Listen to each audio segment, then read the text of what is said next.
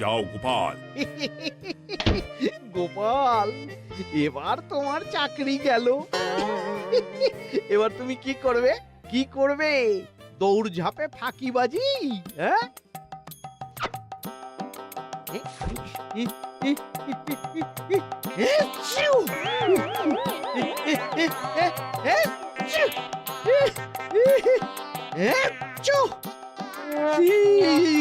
গেল গেল গেল গেল গেল।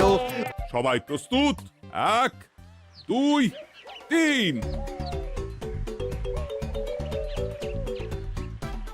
কি হলো গোপাল? দৌড়াও দৌড়াও। মহারাজ, এর থেকে বেশি জোরে পারবো না। আই, কে আছো? একটা কঞ্চি দাও। এই সেরেছে। বেশ হয়েছে, বেশ হয়েছে। ব্যাটার এবার চর্বি কমবে। কি হলো গোপাল? হ্যাঁ, হয়ে গেল? হ্যাঁ?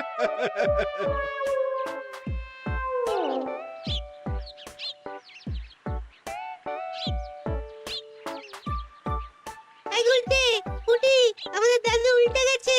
হ্যাঁ, তাই তো দেখছি। চল চল গিয়ে দেখি। উফ, চেহারার কি অবস্থা বানিয়েছো গোপাল? হ্যাঁ, এতটুকু দৌড়তে গেলেই চিটপটাং। তাড়িয়ে দিন মহারাজ। এরকম বেঢপ চেহারা সভাসদকে আমাদের দরকার নেই।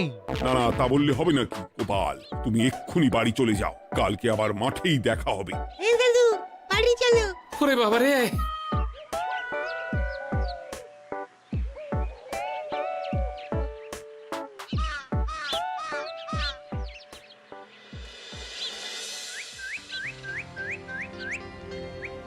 আরে ধুর ছাতার মাথা, তখন থেকে জল খেয়েই চলেছ। কি হয়েছে সেটা বলবে তো? শরীর চর্চা হয়েছে, শক্তি খরচা হয়েছে, আর পারছি না। উফ, বাপরে বাপ, কি পায়ে ব্যথা। এই জন্যেই আমি বলি বাপু, একটু বপুটাও নড়াও। কিন্তু কার কথা কে শোনে? ওরে বাবা, অকারণে সুস্থ শরীর ব্যস্ত করবো কেন বলো তো? বেশি নড়াচড়া করলেই আয়ু কমে যায়। তোমার এই বাজে কথা কোন শাস্ত্রে লেখা আছে শুনি? শাস্ত্রে কেন যাব, বাস্তবে জলজ্যান্ত উদাহরণ আছে। আমি মানতে পারছি না। হুম, মানতে পারছি না বললে তো হবে না, তোমাকে মানতেই হবে। বেশ, প্রমাণ করো। আমি যদি তোমাকে প্রমাণ করে দিতে পারি, তাহলে আজ থেকে বাড়ির বাজার দোকান করার দায়িত্বটাও তোমাকেই নিতে হবে। দিদা, তুমি তো ফেঁসে যাবে। দাদুর সঙ্গে বাজি লড়বে না। এই বাদ দে তো, তোর দাদু আগে প্রমাণ করুক যে বেশি নড়াচড়া করলে বয়স কমে। হ্যাঁ তাহলে বাজি? হ্যাঁ, বাজি। আচ্ছা ঠিক আছে, বেশ। তুমি একটা পশুর নাম বলো তো, যারা খুব তাড়াতাড়ি দৌড়য়। ঘোড়া, হরিণ, চিতাবাঘ আরো আছে। আচ্ছা, এবার সবচেয়ে আস্তে আস্তে কোন পশু চলে, এরকম একটা পশুর উদাহরণ দাও। কেন কচ্ছপ? এই তো পেয়ে গেছে উত্তর।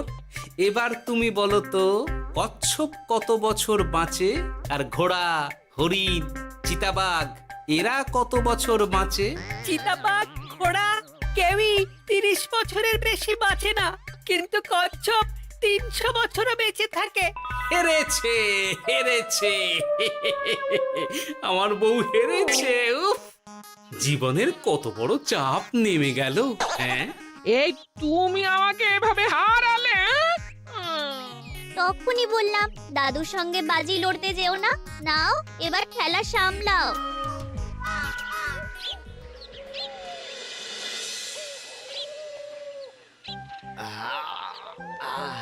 আরো ভালো করে মালিশ কর। আজকে ছোটাছুটি করে পা দুটো বেশ ব্যথা ব্যথা করছে। কালকে তো আবার অন্য পরীক্ষা। আরে আমার হালকা চেহারা আছে, সব সামলে নেব। কালকে তো অস্ত্র চালনা হবে, কালকে আমি কাঁপিয়ে দেব। কাঁপাতে তো হবেই মন্ত্রী মশাই। আমরা আপনার শরীরে এমন ঘষা মাজা করে দেব না, মনে হবে আপনি না একটা জলযন্ত্র অস্ত্র অস্ত্র চালনা করতে যাচ্ছে। বাস, এই তো চাই। ওরে বাবারে, আস্তে আস্তে। আরে বাবা, আপনার তো ইস্পাতের শরীর, ভাঙবে তবু মঞ্চটাবে না। চিন্তা করছেন কেন? ভয় পাবেন না, ভয়কে জয় করতে হবে। আরে আরে আরে তোরা আমার কথাটার সাথে করছিসটা কি? মানুষটা মরে যাবে তো। ও চিন্তা করো না গিন্নি। ও বাবা, ওরা বলেছে আমার ইস্পাতের শরীর ভাঙবে তবু মচকাবে না। একবার একবার এই বুড়ো বয়সে হাত পা ভাঙলে কি সামলাবে শুনি? মন্ত্রীমশাই, আমাদের বকশিসটা দিয়ে দিন, আমরা কেটে পড়ি। বাবারে বাবা, দিচ্ছি। এনে এত খাটানোর পরে এই এতেই এখন খুশি থাক। হ্যাঁ,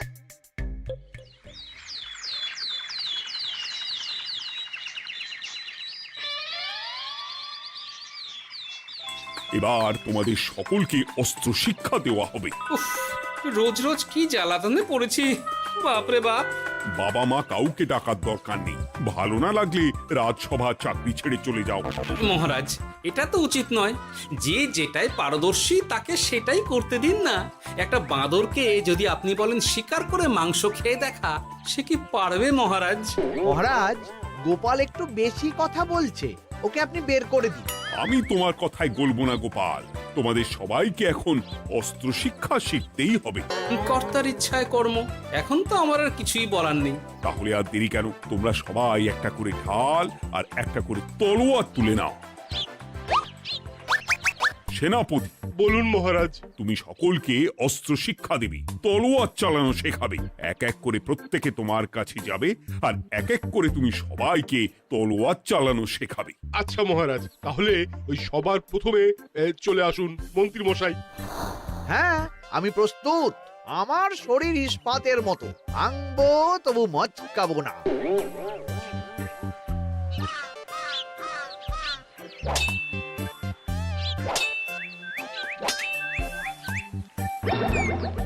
কি কেমন দিলাম? অত সহজ নয় সেনাপতি। আমি মন্ত্রী এমনি এমনি হইনি, আগে অস্ত্র শিক্ষা শিখে তবে মন্ত্রী হয়েছি। এটা কি হলো? হ্যাঁ, আপনি অস্ত্র শিক্ষায় পারদর্শী, কিন্তু আরো বিচক্ষণ হতে হবে। কারণ আজকে এই পাগড়ির জায়গায় আমি যদি তলোয়ার আপনার গলার দিকে চালাতাম, তাহলে কিন্তু আপনার এই ভবলীলা এখানেই সাঙ্গ হয়ে যেত। ঠিক আছে ঠিক আছে, মনে রাখবো। এবার বাকিদের তো ডাকো। হ্যাঁ, এরপরে তলোয়ার চালানো শিখতে আসবে গোপাল। গোপাল দাদু, ও গোপাল দাদু। বাবা বাবা বাবা, গোপাল তুমি আবার দল বল নিয়ে এসেছো। দেখি তোমার কত দম। গোপাল, তুমি প্রস্তুত হও। হ্যাঁ হ্যাঁ, আমি প্রস্তুত। ওরে বাবারে, এ তো ভয়ানক চাপের কাজ। আমাকে বেশ বেগ পেতে হচ্ছে। সামলাও গোপাল।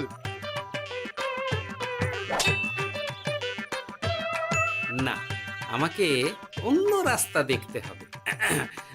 সেনাপতি, মহারাজের দিব্যি, তুমি আমার দিকে তলোয়ার ঢাল বাড়াবে না। এই এই, এটা কি হলো? সত্যি তো, এটা কি হলো? গেল গেল গেল গেল গেল গেল গেল, দুটিটা খুলে গেল গো। দেব নাকি এবার কুচ করে কেটে? জিতে গেছি, জিতে গেছি। এটা কি হলো? শত্রুপক্ষ কখনো কারো দিব্যি শুনবে না।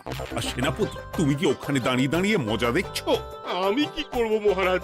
গোপাল যে আপনার দিব্যি দিয়ে দিল। গোপাল বেটা খুব চালাক। তাহলে এখন উপায়? ওসব গোপাল তোমাকে বোকা বানাবার জন্য করেছে। তুমি ধুতি ঠিক করে আবার লড়াই চালিয়ে যাও। যথাজ্ঞা মহারাজ।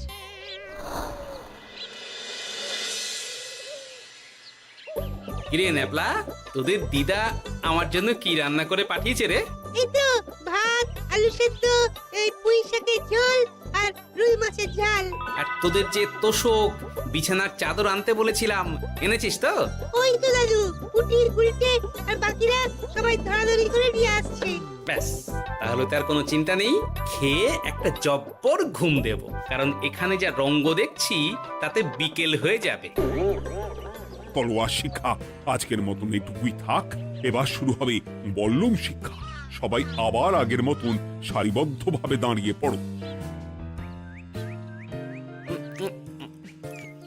আহ তোদের দিদা ওই সবটা কিন্তু বেশ জবর বানিয়েছে।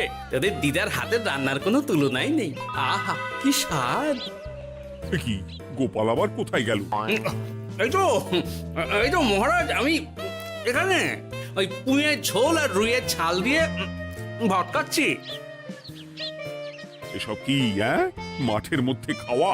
আরে শরীরটাকে তো রাখতে হবে। তাড়াতাড়ি খেয়ে এইদিকে এসো। আসছি আসছি আসছি। এবার আমি তোমাদের দেখাবো কিভাবে বল্লম নিয়ে তেড়ে যেতে হয়। দেখান মহারাজ।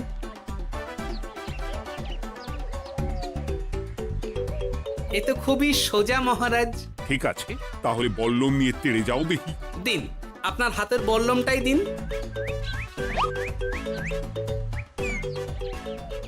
আরে আরে, গোপাল তো মাঠ থেকেই চলে গেল। আমি ডেকে আনছি মহারাজ। আরে আরে ও গোপাল, গোপাল, মহারাজ ডাকছেন, থামো থামো। মহারাজ বলেছেন বল্লম নিয়ে তেড়ে যেতে, তেড়ে গিয়ে আবার ফিরে আসতে তো উনি বলেননি।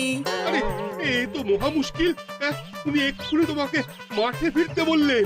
সেটা আপনাকে বলতে পারে সেনাপতি, আমাকে তো বলেনি। আমি চললাম।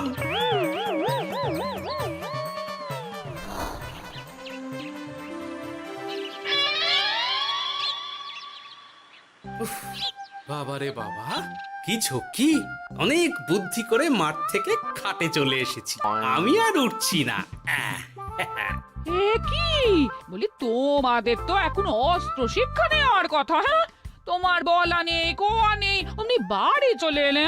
আরে বাবা, ওইসব অস্ত্র শিক্ষা মানেই সুস্থ শরীরকে ব্যস্ত করা, অসহ্য খাটনি, অযথা কষ্ট।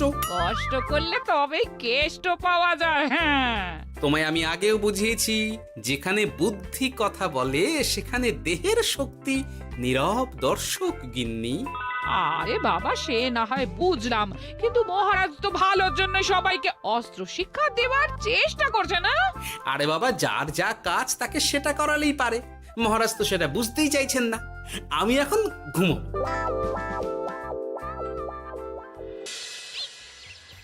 দরজা খোলো গোপাল, দরজা খোলো। গোপাল, গোপাল, দরজা খোলো বলছি। ব্যাস হয়ে গেল। একটু শান্তিতে ঘুমাবো তার জো নেই। দরজা খোলো গোপাল। বলুন মহারাজ। তুমি কি পেয়েছোটা কি গোপাল? রাজসভায় দেরি করে আসবে, তারপর অস্ত্র শিক্ষার সময় ফাঁকিবাজি দেবে। এভাবে তো আর তোমাকে মনে হচ্ছে রাজসভায় রাখা যাবে না। মহারাজ, গোপাল তো মুখের কথার লোক নয়, ওকে তাড়িয়ে দিই। কেন মহারাজ? আমি কি এমন মহাপাপ করেছি যে আমাকে তাড়িয়ে দেবেন? এই যে আমার কথা শুনছো না, এটাই তোমার অপরাধ। অপরাধ নেবেন না মহারাজ। পণ্ডিতের দায়িত্ব পুজো করা, সভাকবির দায়িত্ব কবিতা বলা, সাহিত্য চর্চা করা, আর আমার দায়িত্ব হাসি মজা করে আপনার মন ভালো রাখা। কিন্তু আপনি আমাকে জোর করে যুদ্ধের ময়দানে ঠেলে দিতে চাইছেন। এটা আমার ইচ্ছে। আমিও তো মহারাজ ইচ্ছে করলেই অনেক কিছু করতে পারি। চোখ বন্ধ করে লক্ষ্য ভেদ করতে পারি, শুধু বুদ্ধি দিয়ে। আরে বাহ, এত বড় কথা! তাহলে মহারাজ, ওকে বলুন পরীক্ষা দিতে। কি পরীক্ষা? আমি একটা ঘরে বর্ম পরে দাঁড়িয়ে থাকবো। তোমার হাতে অস্ত্র দেব, আমার মাথায় একটা আপেল থাকতে হবে, আর তুমি কিভাবে আমার মাথা থেকে ওই আপেল ফেলতে পারো দেখব। এ তো খুবই সোজা। কি গোপাল, তাহলে লড়বে নাকি বাজি? হ্যাঁ, লড়তে রাজি আছি। তাহলে আজ রাতেই হয়ে যাক পরীক্ষা। যদি এই পরীক্ষায় উতরে গেলে তো ভালো, নইলে তোমার চাকরিটা গেল। গোপাল, তুমি পারবে তো? সে দেখাই যাবে আজ রাতে। তাহলে রাজবাড়িতে দেখা হচ্ছে। যদি আমি এই পরীক্ষায় বিফল হই, তাহলে আমার চাকরি আপনি কেড়ে নেবেন, আর যদি সফল হই তাহলে মন্ত্রী মশাইকে শাস্তি দেবেন। আমি নিজে সারা কৃষ্ণনগরে নাক্ষত দেব। বেশ, দেখা যাক।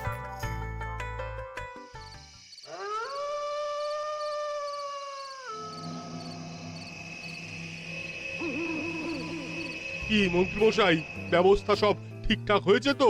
হ্যাঁ, এবার শুধু গোপালের পরীক্ষার পালা।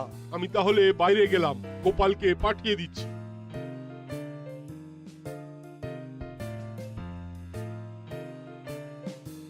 এবার যাও গোপাল, ঘরের ভিতরে যাও, দেখি তুমি কি করে মন্ত্রীর মাথা থেকে আপেল ফেলতে পারো।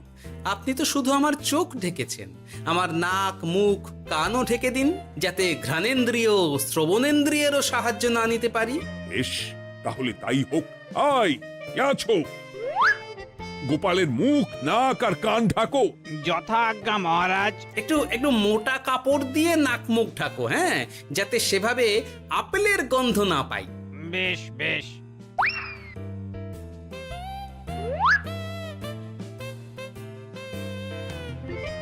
যাও গোপাল। গোপাল, এবার তোমার চাকরি গেল। এবার তুমি কি করবে? কি করবে? দৌড় ঝাঁপে ফাঁকিবাজি? হ্যাঁ?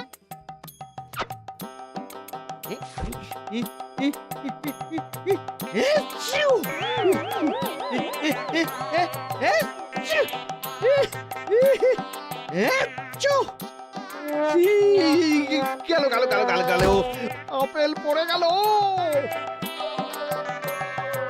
আপেল পড়ে গেল মহারাজ, এর মধ্যেই গোপাল আপেল ফেলে দিয়েছে। ঘরের ভেতরে চলো।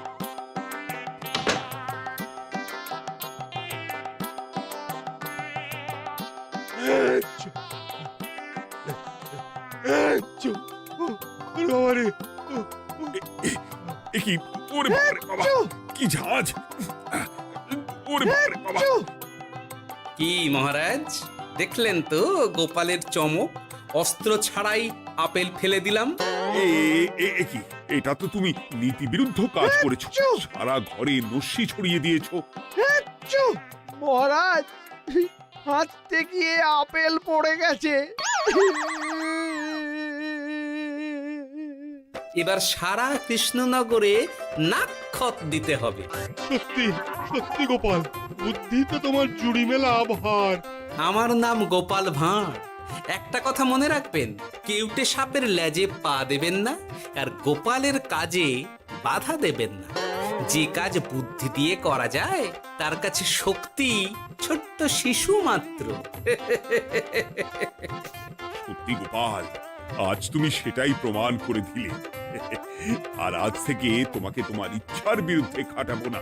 তুমি খাও দাও, ভুড়ি বানাও। যার যা কাজ সে তাই করবে। যেমন এখন মন্ত্রী মশাই নাকখত দেবেন, হ্যাঁ? ভুল করে বাজি ধরে ফেলেছি, এখন নিজেই চাপে পড়ে গেলাম। তাহলে আর দেরি কেন? নাকখত এখন থেকেই শুরু হোক। কৃষ্ণনগরের রাস্তা শেষ হতে হতে সকাল হয়ে যাবে।